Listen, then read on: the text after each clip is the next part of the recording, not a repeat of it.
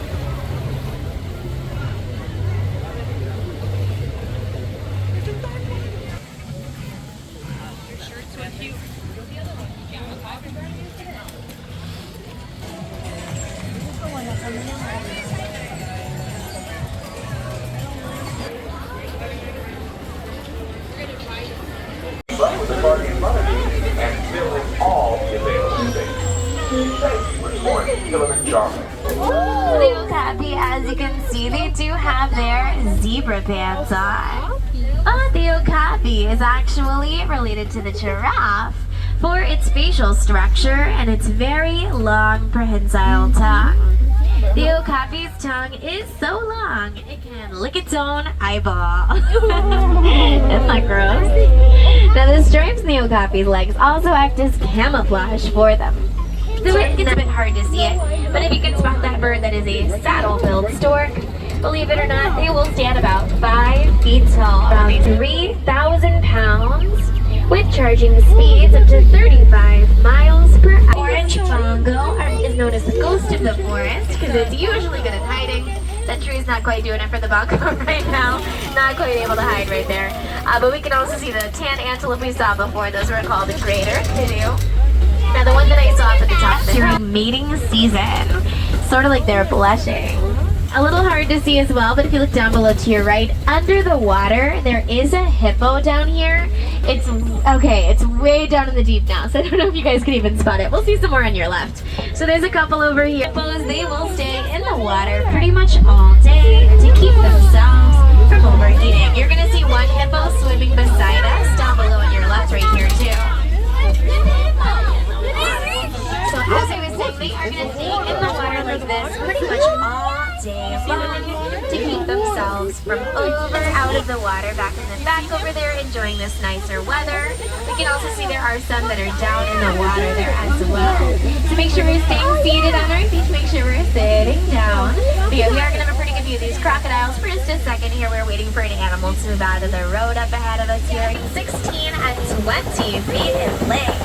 And they're going to weigh, known as the upside down tree.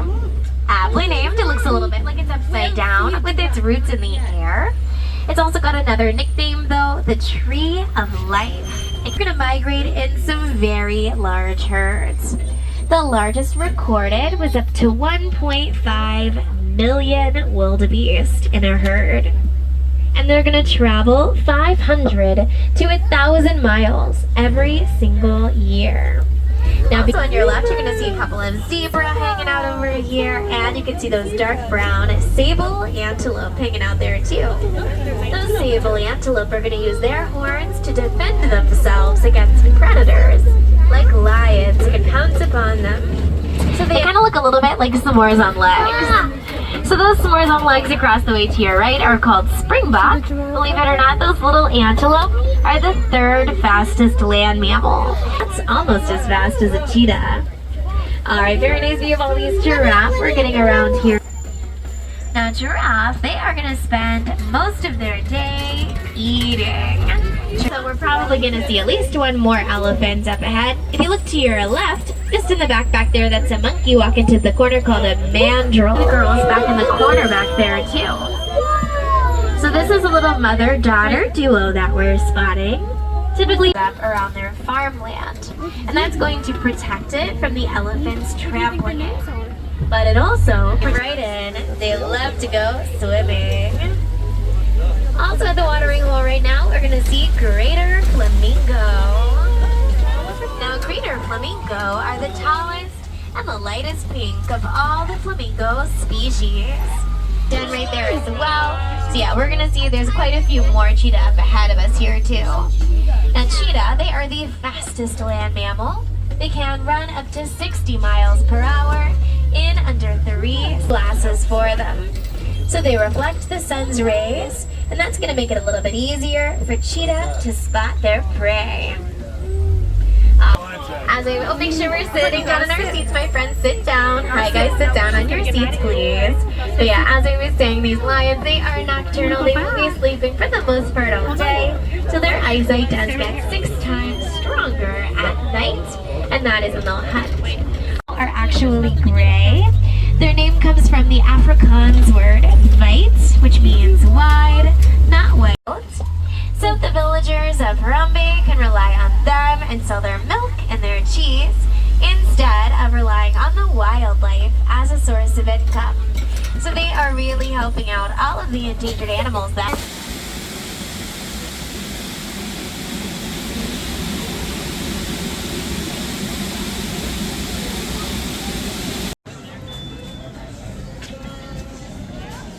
an elephant will never forget. Farewell, everyone. Trumps in the air. And on the count of 3, let's trumpet triumphant. 1, 2, 3. The mighty pachyderm. Okay, my turn. I'm next. Everyone, this is Finley from Tennessee, and he's gonna show us what a giraffe sounds like. Okay, giraffe, go. You don't know what a giraffe sounds like? That's okay, because I didn't either. So I looked it up, and it said a low bleating sound, kind of like a sheep. Okay, giraffe, go. We'll take it. All right, giraffe, next in here, and bleat. There are giraffes. Very well then.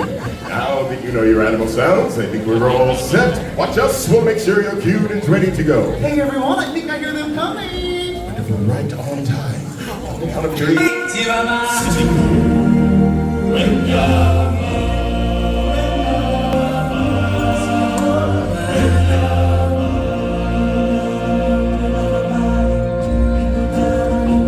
And now, I present to you His Majesty, the Lion King. Welcome everyone. It's me, Simba. Just can't wait to be king. Oh, yeah, yeah.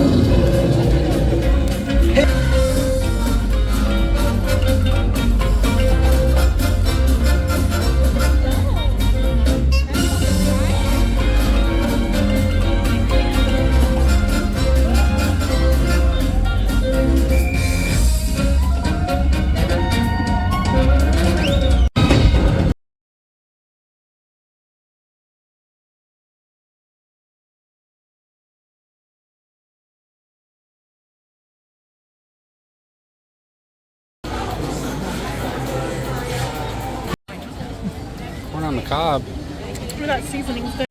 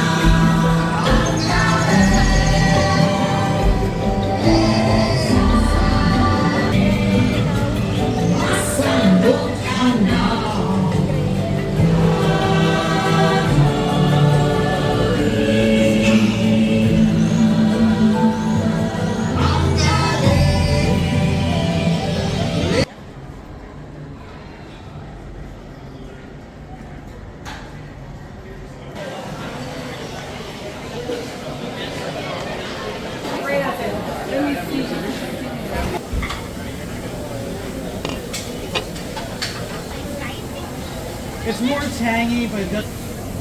Slice of meat? Yes.